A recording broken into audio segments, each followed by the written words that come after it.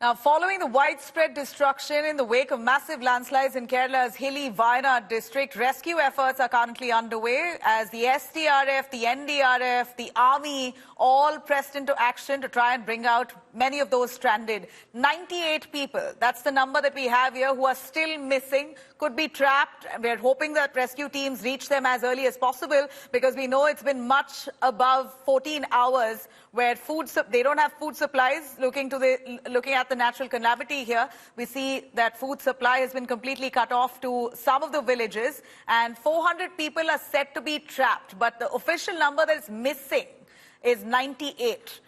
The challenges are huge. I'm going to take you through all the information that's come in through the day on this devastating tragedy, Wayanad.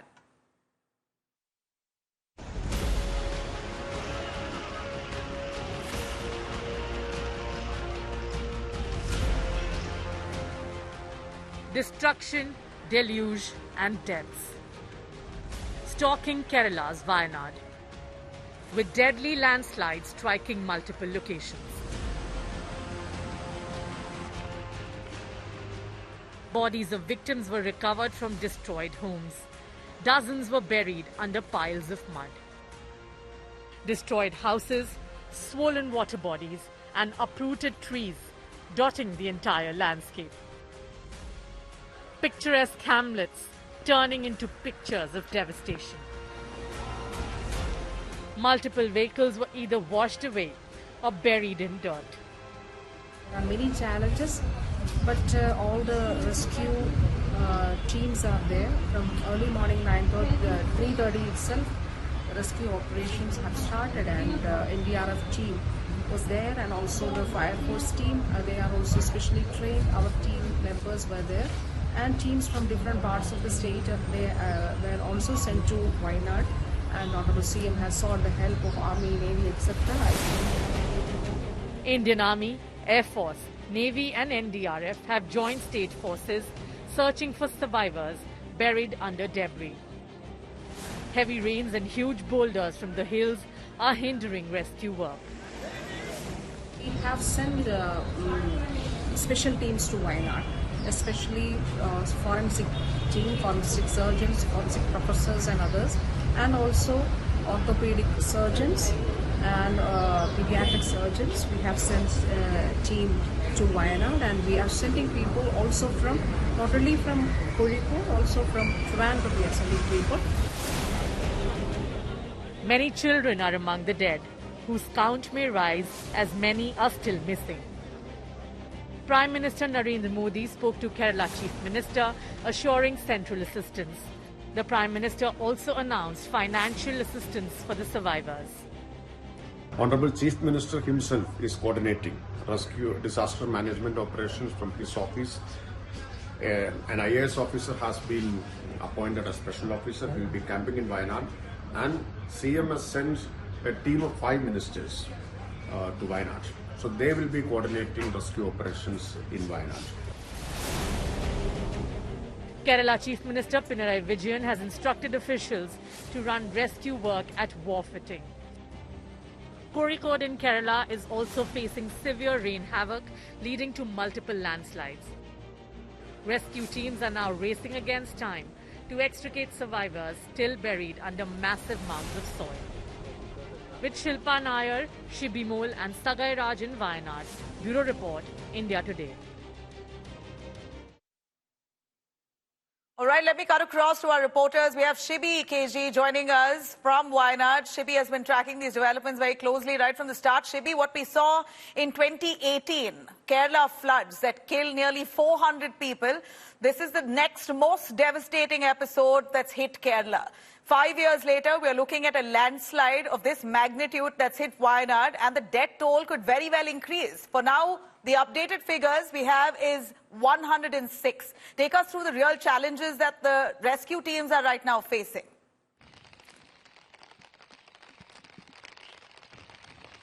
Oh, well, Nabila, this is going to be one of the biggest tragedies the state has ever faced. Like, if you've seen the last 6-7 years, we've seen two floods. We've overcome two floods, landslides, cyclone, a lot of health-related concerns in the last 6-7 years. And this, again, is one of the biggest tragedies in terms of death toll. If we see already, it's the numbers, the figure have crossed 100. It's standing at 106 is what the latest figure we know.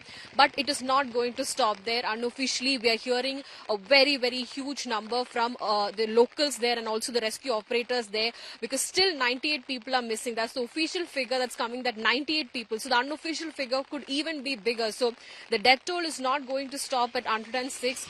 Very, very unfortunate incident. Even now the rescue operations are going on. I'm very close. I'm in Mepadi actually, where the incident took place, very close by to the actual location. In fact, I can hear ambulances going through all the routes here, because that's the number of deaths and that's the number of bodies being recovered in every minute.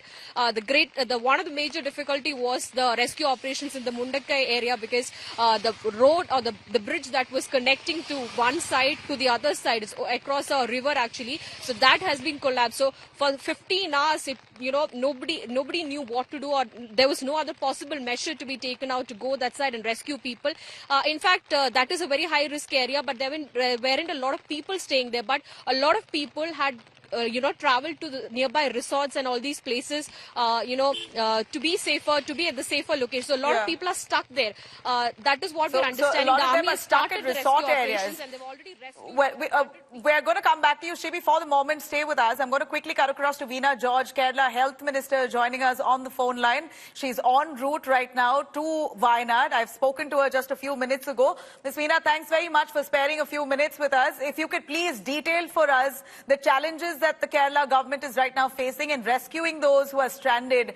Give us a number. How many people are said to be missing? How many are trapped? And how many have been killed? The death toll has risen up to 100, and more than 100 people are injured, and they are in different hospitals. And now the Navy has reached there in the evening, and this particular area called Mundakai, which was separated from or isolated from other parts, we could reach there, and the rescue operations have started there in the evening. And also this landslide occurred in the early hours of the day, around 3 o'clock, and Honorable Chief Minister has given instructions to all of us by around 4 o'clock, and all the rescue operations started early in the morning itself, and our NDRF team was there, and also fire force teams were there. And other NDRF teams from other districts were also mobilized to Wayanad, and also we saw the help of Army, Navy, etc. And the thing is that hundreds of people were trapped in Mundakai, and actually the evacuation process. This is a very economically fragile area, and yesterday, because of the red alert message, people from different parts of this particular area, Mundakai, were evacuated yesterday. So if they were not evacuated yesterday, this was not the situation then. So, but still, we try to find whether there are more people trapped there and the rescue operations, but it will be difficult to continue the rescue operations in the night. You know, ma'am, from what I hear from experts, that this situation could have been avoided had there been assessment of some of the landslide-prone areas. Ms. Veena George, we hear that there's an action plan committee that has sent out papers on susceptible areas that landslides could occur, and that information was handed to the government about 2 years ago, but yet there wasn't proactive steps and measures that were taken. Would you want to clarify?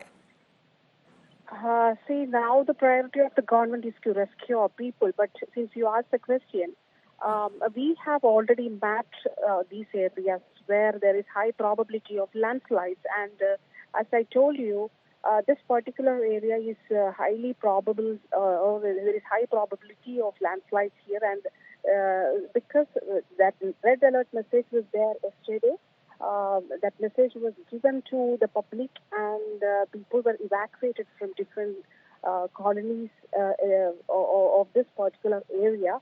But see, Kerala is like a big city. From Trivandrum to Kasaragod, we don't have a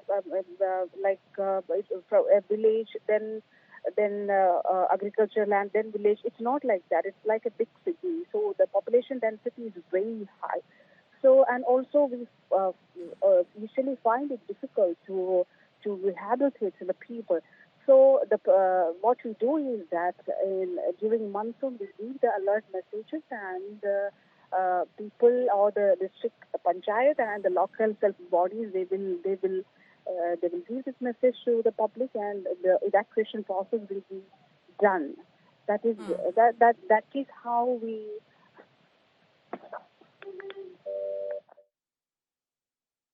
Hello. All right, we seem to have lost Veena George's connection. As we've understood from her, 106 deaths have been reported, and that's a confirmed number that's coming in from the government itself. The health minister speaking exclusively to India Today. And our band of reporters are on the ground. We're getting you the latest, and the images are really telling. It's possibly the worst landslide that Wayanad has seen in its history. And that could be because of rapid urbanization in several of those areas, which is a hilly region. The reasons are plenty, and we're going to get you those perspectives through our experts in just a few minutes from now. But let me take you through these images that's coming right from the start of today. This landslides that's really struck